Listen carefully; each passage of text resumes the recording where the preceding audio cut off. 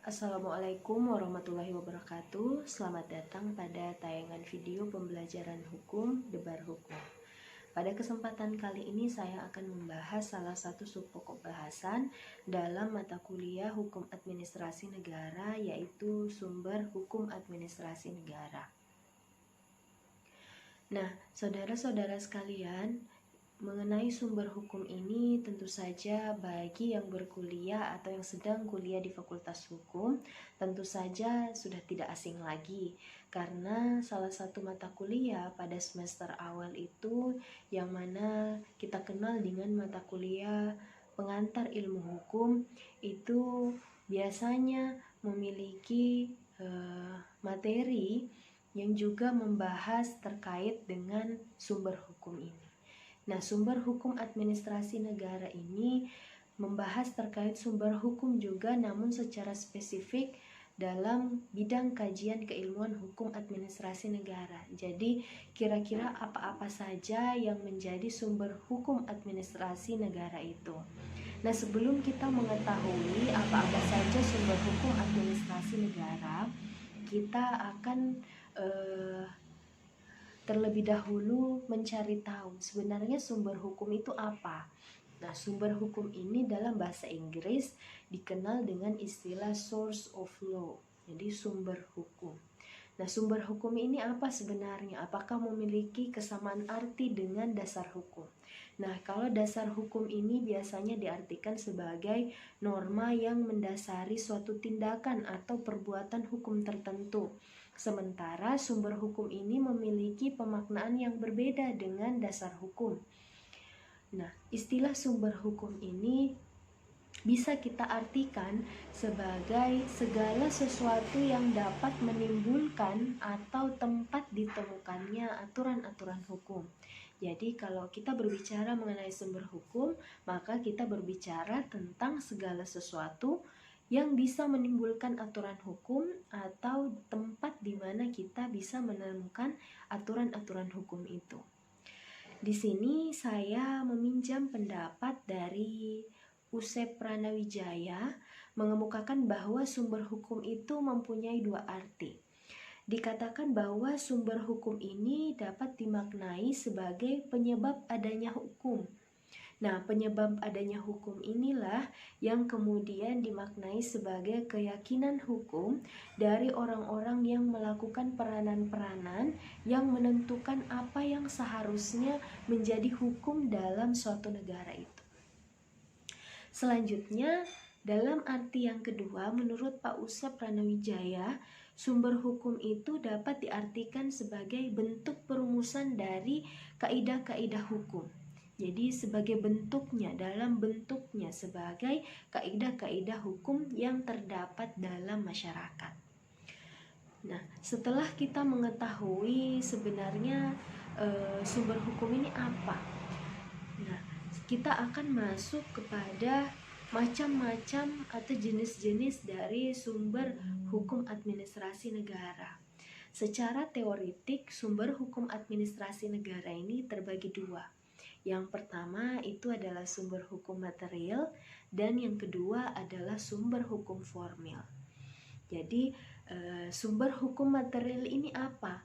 Sumber hukum material ini kita berbicara mengenai sumber hukum yang dilihat dari faktor-faktor yang mempengaruhi isi atau materi dari aturan-aturan yang ada di dalam hukum administrasi negara.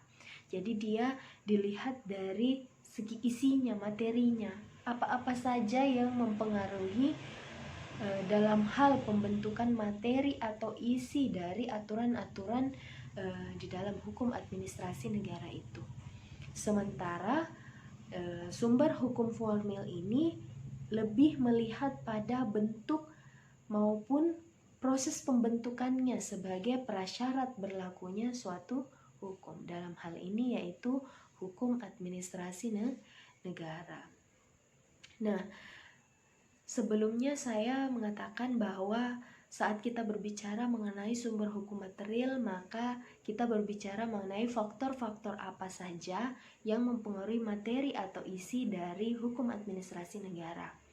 Nah, Faktor-faktor itu bisa kita lihat antara lain sebagai berikut. Yang pertama, aspek historis atau aspek sejarah. Ternyata aspek sejarah atau aspek historis ini mempengaruhi isi dari aturan-aturan yang berlaku di dalam hukum administrasi negara. Nah, ada dua bentuk kategori histori atau sejarah sebagai sumber hukum administrasi negara. Yang pertama, kita melihat adanya aturan-aturan atau sumber hukum tertulis yang berlaku pada masa lampau di suatu tempat. Jadi berupa adanya aturan berupa undang-undang maupun aturan hukum tertulis lainnya yang berlaku pada masa lampau.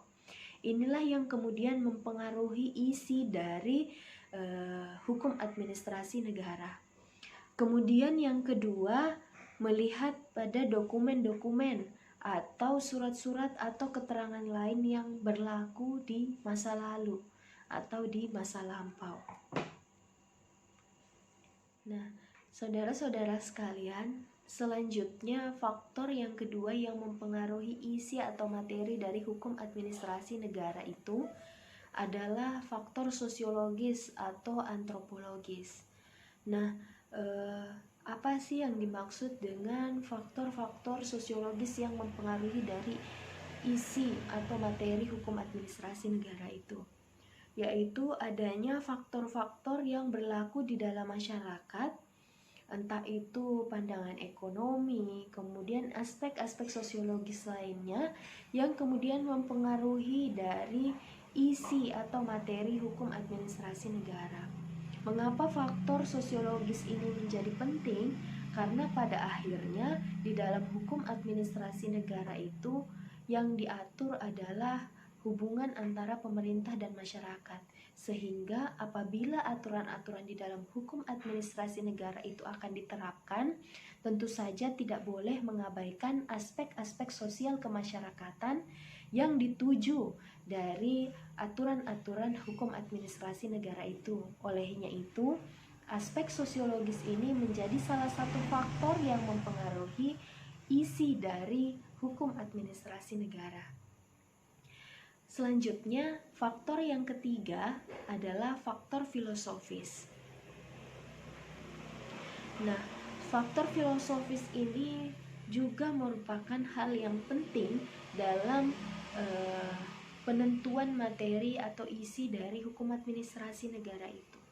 Karena berbicara mengenai aspek filosofis, maka kita akan berbicara bagaimana kemudian aturan-aturan yang ada di dalam hukum administrasi negara itu dapat dikatakan adil atau tidak di dalam suatu masyarakat. Jadi faktor filosofis ini menjadi penting karena di dalam isi atau secara substansi di dalam hukum aturan-aturan yang berlaku di dalam hukum administrasi negara itu harus memuat nilai-nilai keadilan yang berlaku di dalam masyarakat. Maka faktor filosofis ini menjadi penting karena faktor keadilan itu menjadi faktor yang esensial yang menentukan apakah aturan hukum itu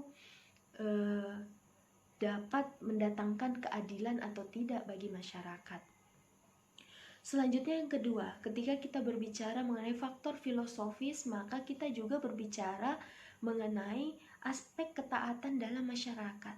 Nah, faktor filosofis ini selanjutnya akan menentukan apakah aturan-aturan hukum itu dari segi isinya itu akan ditaati oleh masyarakat atau tidak. Nah, kalau mengabaikan aspek filosofis dari aturan atau isi dari suatu aturan hukum, tentu saja akan membawa dampak pada tidak ditaatinya aturan-aturan hukum tersebut. Baik, saudara-saudara sekalian, selanjutnya kita akan membahas sumber hukum formil dari hukum administrasi negara. Nah, sumber hukum formil hukum administrasi negara ini ada beberapa, antara lain sebagai berikut. Yang pertama, peraturan perundang-undangan. Yang kedua, praktik administrasi negara atau hukum tidak tertulis. Kemudian yang ketiga adalah jurisprudensi, yang keempat doktrin, dan terakhir adalah traktat. Nah, saudara-saudara sekalian, peraturan perundang-undangan ini sebagaimana yang ada di dalam tata urutan peraturan perundang-undangan di pasal 7 Undang-Undang Nomor 12 Tahun 2011 tentang pembentukan peraturan perundang-undangan. Jadi mulai dari Undang-Undang Dasar sampai pada peraturan daerah, kabupaten atau kota. Jadi untuk mau melihat bentuk dari hukum administrasi negara ini bisa kita lihat dari peraturan perundang-undangan yang berlaku di Indonesia saat ini. Nah, selanjutnya yang kedua itu ada yang disebut dengan praktik administrasi negara atau hukum tidak tertulis. Jadi di dalam hukum administrasi negara itu dikenal adanya asas yaitu pemerintahan berdasarkan hukum atau Rechtmatigheid van Bestuur, asas keabsahan hukum. Jadi pemerintahan itu harus berdasarkan hukum. Nah, hukum mana yang dimaksud? Tentu saja bukan hanya hukum tertulis, tetapi juga hukum tidak tertulis. Nah, hukum tidak tertulis ini yang mana? Hukum tidak tertulis ini bisa kita lihat dari praktek-praktek adanya perbuatan-perbuatan dari pejabat pemerintahan yang dilakukan yang menjadi kebiasaan. Nah, ini menjadi sumber hukum tidak tertulis. Kemudian adanya asas-asas umum pemerintahan yang baik. Jadi asas-asas umum pemerintahan yang baik ini di dalam bahasa Belanda disebut dengan Algemene Beginselen van Behoorlijk Bestuur. Nah, inilah yang kemudian mendasari dari pejabat pemerintahan atau administrasi negara pada saat bertindak atau berbuat. Nah, jadi praktik maupun asas-asas ini yang mengikat pejabat pemerintahan maupun organ-organ pemerintahan pada saat bertindak. Inilah menjadi salah satu sumber hukum formil dari hukum administrasi negara. Kemudian sumber hukum formil yang ketiga yaitu jurisprudensi. Saudara-saudara sekalian tentu saja tidak asing dengan istilah jurisprudensi. Jurisprudensi ini merupakan putusan hakim terdahulu yang dijadikan sebagai pijakan atau dijadikan acuan bagi hakim-hakim saat ini maupun yang akan datang dalam memutus suatu perkara. Jadi hal ini juga tentu saja menjadi sumber hukum formal dari hukum administrasi negara. Contohnya saja putusan-putusan hakim pada kasus-kasus sengketa tata usaha negara yang kemudian menjadi jurisprudensi bagi proses-proses peradilan tata usaha negara selanjutnya, menjadi acuan bagi hakim-hakim pada saat memutus manakala ada sengketa tata usaha negara yang ada di saat ini, mengacu kepada putusan pengadilan yang ada sebelumnya atau yang kita kenal dengan jurisprudensi.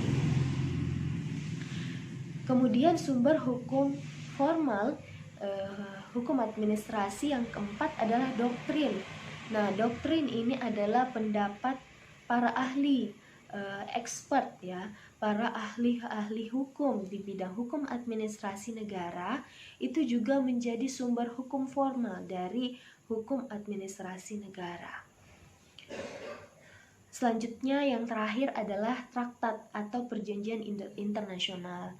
Sebagaimana kita ketahui, sebagai bagian dari dunia internasional, kita turut serta menandatangani berbagai perjanjian-perjanjian internasional yang kemudian diratifikasi melalui undang-undang agar dapat berlaku di Indonesia.